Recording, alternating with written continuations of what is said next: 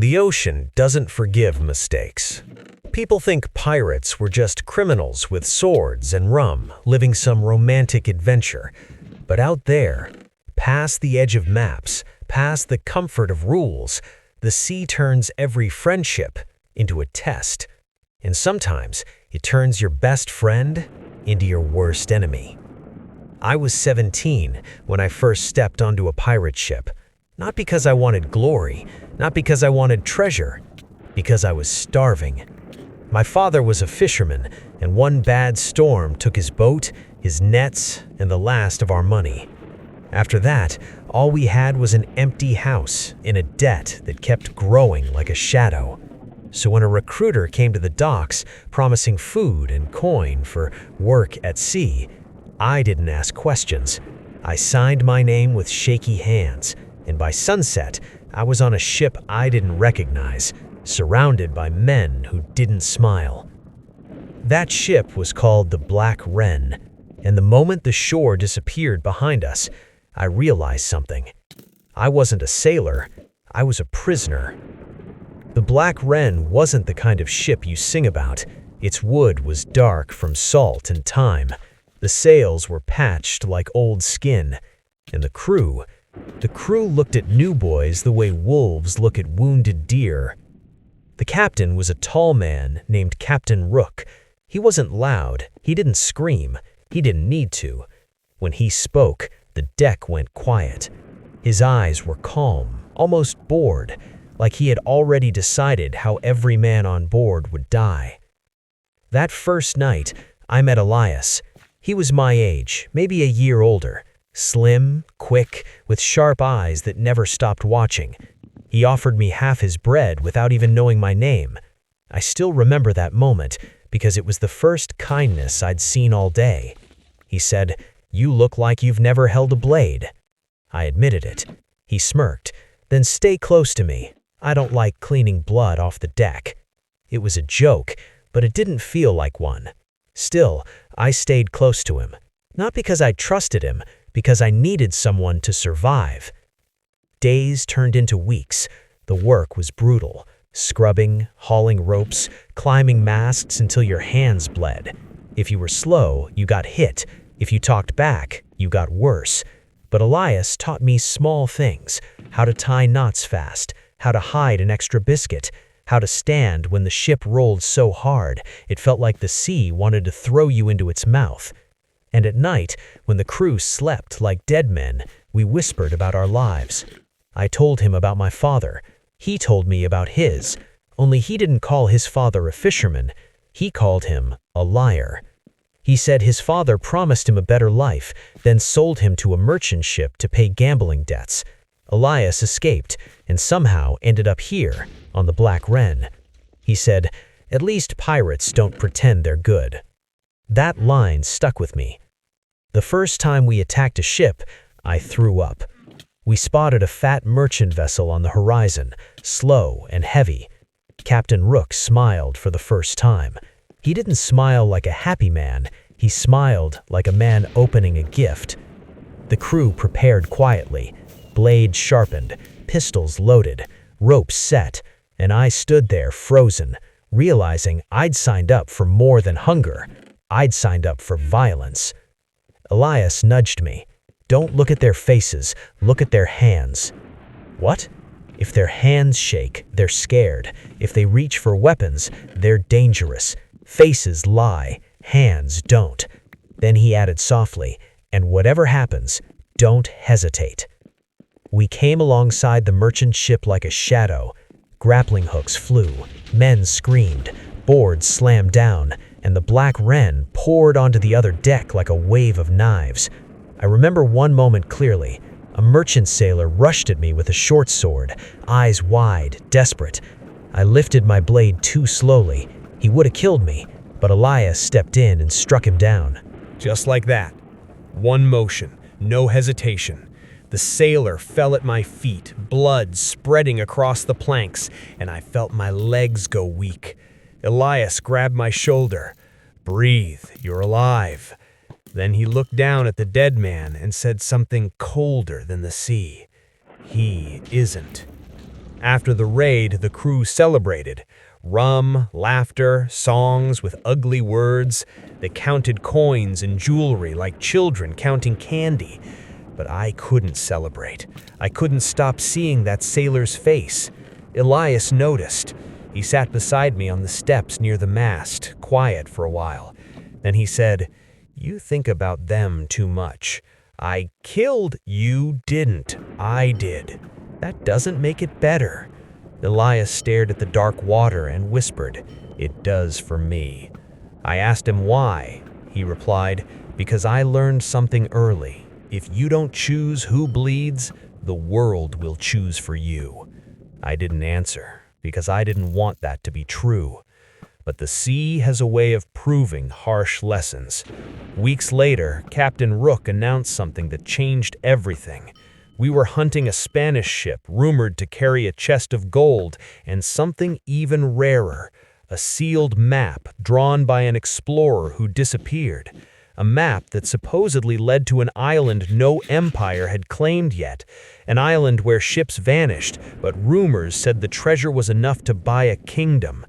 When the captain said the word map, the entire crew leaned closer, even the toughest men, because gold is nice, but a map is power. A map means you can find treasure again and again. Elias whispered to me, "This is what gets men killed." I laughed nervously. "We're pirates. Everything gets men killed." He didn't laugh back. That night, the mood on the ship changed. Men spoke in smaller groups. Eyes watched each other longer. Hands stayed near weapons. Trust, the little trust that existed on a pirate ship, started to rot. And I noticed something else. Elias became quieter, more focused, more restless. He spent time near the captain's quarters, pretending to do work, listening. Sometimes he disappeared for an hour and came back smelling like rope and tar, like he'd been climbing in places he shouldn't. I asked him, "What are you doing?" He smiled like it was nothing, "Just making sure we don't die." But his eyes didn't match his words.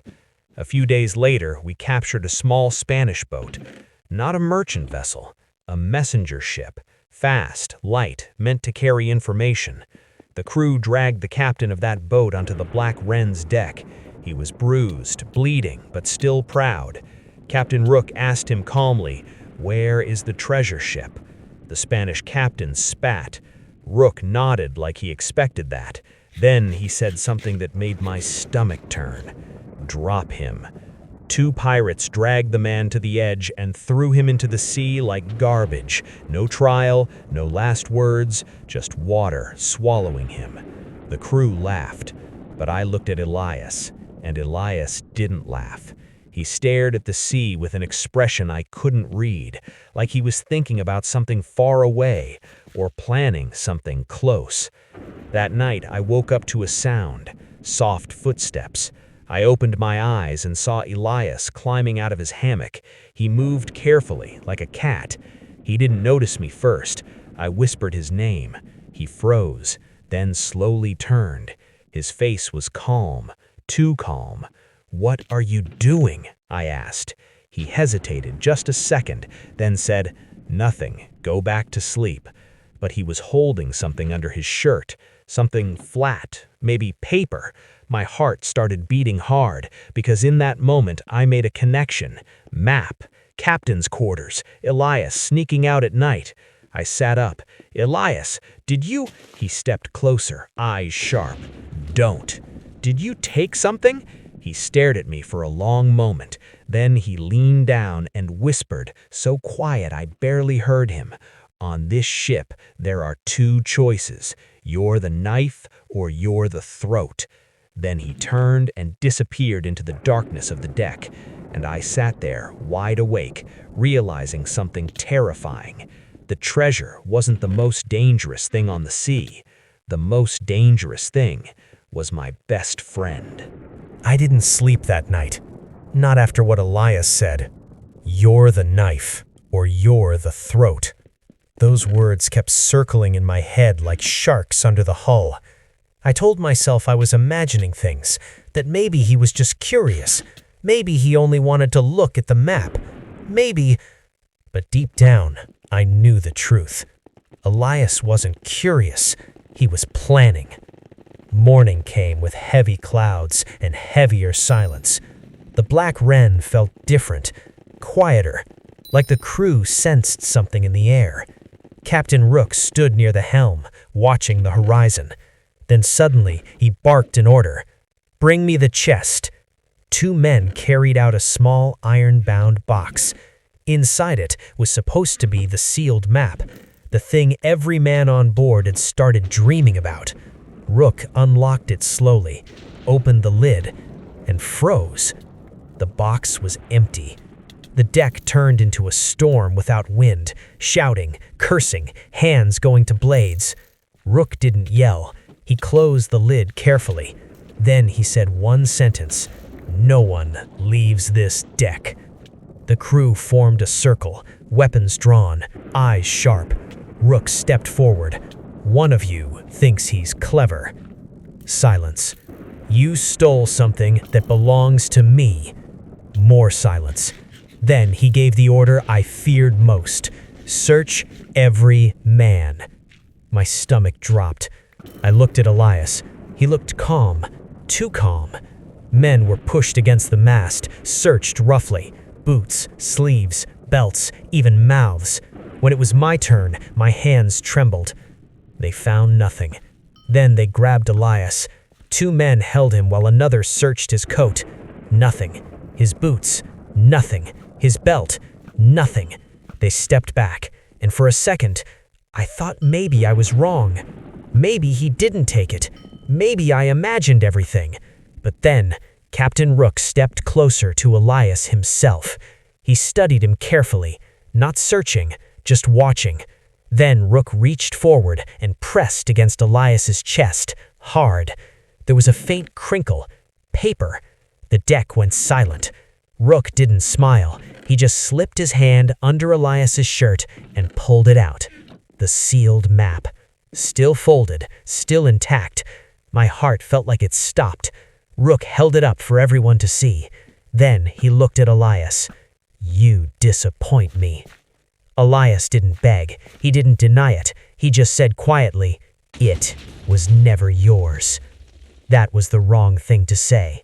Rook signaled 2 men. They forced Elias to his knees. Rook drew his pistol slowly. "You steal from me," he said calmly. "You die." I stepped forward without thinking. "Captain!" A blade pressed against my throat instantly. One of the crew held me back. "Stay out of it, boy." Rook didn't even look at me. He kept his eyes on Elias. "Any last words?" Elias glanced at me, just for a second, and in that look there was no fear, only something else. Resolve. Then he spoke. "You were never going to share it." Rook cocked the pistol. The sound echoed like thunder, and then a cannon fired. Not from us, from the horizon. A blast of smoke in the distance. Another ship. Spanish and fast. The merchant ship we'd been hunting had found us first. Chaos exploded across the deck. Men rushed to cannons. Rook cursed and shoved Elias aside. "Lock him below deck!" They dragged Elias away. I stood there shaking. Part of me relieved he wasn't dead. Part of me realizing something worse. If we survived this battle, he still would be. The Spanish ship closed in fast. Cannons roared. Wood splintered. The Black Wren shook with every hit. Smoke covered the sky. I was thrown into the fight again, blade in hand, heart racing. This wasn't a raid. This was war. They fired again. One cannonball ripped through the railing, killing 2 pirates instantly. Blood mixed with seawater, screams mixed with thunder. Captain Rook shouted orders like a man possessed, and for the first time, I saw fear in his eyes. We managed to swing around their flank, boarded them mid-smoke. The fight was brutal, messy, personal. Steel clashed. Men fell. I fought without thinking this time. Elias's words echoed in my mind. "You're the knife, or you're the throat." So I chose. I became the knife. When the smoke cleared, the Spanish ship was ours. But barely.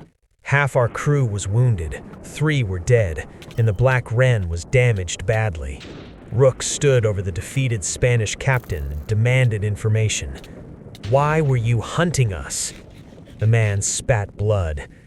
"You stole from the wrong waters." Then he laughed. "There are others coming." That laugh chilled me more than the cannons did. As the crew looted what they could, I slipped away, below deck, to where they had locked Elias.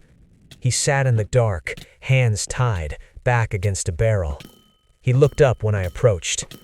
"You're alive," he said. "You almost died." "So did you." I crouched near him. "Why did you take it?" He didn't hesitate. "Because Rook would have kept it, used it to control us." "And you wouldn't?" He stared at me, long, then finally admitted, "I would have run." "With it?" "With you." That hit harder than any blade. He continued quietly, "There's no loyalty on this ship, only fear." He leaned closer. "But if we had the map, we could leave, start our own crew, or disappear." "You stole it for that?" "Yes." "And you didn't tell me?" "I couldn't risk it." Those words stung, because maybe he was right. Maybe I would have hesitated. Maybe I still was. Footsteps echoed above us. Time was short. Elias looked at me seriously. "They'll hang me after this." "You don't know that." "I do." He leaned forward. "Untie me." My mind raced. If I freed him and we were caught, I'd die too. If I didn't, he'd die alone. The sea creaked around us. The ship groaned. And in that moment, I realized something. The map didn't matter anymore. Gold didn't matter. Only this choice did. Knife or throat. I pulled out my knife. My hands shook. I cut the rope around his wrists. He stood slowly. "No going back now," he said. Above us, the crew celebrated survival. They had no idea what was about to happen, because this wasn't about treasure anymore. This was about betrayal. And I had just chosen a side. The moment I cut the rope, there was no turning back. Elias rubbed his wrists slowly, feeling the blood return. Above us, the crew was still celebrating victory, laughing, drinking, blind. Elias looked at me and said quietly, "We leave tonight." "How?" I whispered. "We don't outrun Rook." He paused. "We sink him." I stared at him. "That's suicide." He shook his head. "No, it's survival." The Black Wren was damaged from the battle. Cracks in the hull, loose cannon mounts. Half the powder stores moved below deck. One spark in the wrong place, and the sea would claim the ship. "You're insane," I said. "Maybe," Elias replied calmly, "but Rook will never stop hunting us." And he was right. Even if we escaped on a small boat, Rook would chase us across the world. The only way to disappear was to erase the hunter. We moved quietly, through shadows, past drunk sailors, toward the powder storage. Every step felt louder than cannon fire. Elias opened a barrel carefully. Gunpowder, enough to tear the ship apart. "Once we light this," he whispered, "we have maybe 2 minutes." 2 minutes to what? To get off the ship. We lowered a small rowboat silently. The sea was black and restless. Clouds covered the moon. Perfect cover. Elias placed a small trail of powder along the lower deck beams. Careful, precise. His hands didn't shake. Mine did. "You've thought about this before," I said quietly. He didn't deny it. "I've been thinking about this since the day I stepped on board." We reached the final step, the fuse. 1 lantern, 1 flame. Elias looked at me. "Last chance." I hesitated. Not because of fear, because of doubt. There were men on this ship who didn't deserve to die. Young boys like I had been. Men who were trapped, just like us. "Elias," I whispered. He understood immediately. His jaw tightened. They chose their side. No, I said. Some didn't. Silence. Then footsteps echoed behind us. Slow, calm, controlled. We turned. Captain Rook stood there, pistol in hand. I wondered when you'd make your move, Rook said quietly. He wasn't angry. He was impressed. You could have been useful, he said to Elias. And you, he added, looking at me, were almost loyal. The pistol aimed at Elias first. You betrayed me. Elias stepped slightly in front of me. You were going to kill me anyway. Yes, Rook replied honestly. He pulled the trigger. Click. No shot. Empty. Elias moved instantly. He lunged. They collided. The lantern fell, rolled. Flame flickered dangerously close to the powder line. I froze. For one terrible second, I froze. Then instinct took over. I grabbed the lantern and kicked it away from the powder. The flame died. No explosion. Not yet. Elias and Rook fought brutally, steel against steel. No elegance, just rage. Rook was stronger, older, more experienced. He slammed Elias against a beam, blade at his throat. You think you're the first to try? Rook growled. I built this ship from blood. Elias struggled, losing. And in that moment, I made my choice. Again, knife or throat. I charged, drove my blade into Rook's side. Not deep, but enough.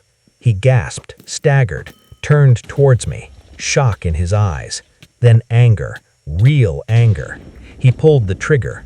Click. No shot. Empty. Elias moved instantly. He lunged. They collided. The lantern fell, rolled. Flame flickered dangerously close to the powder line. I froze.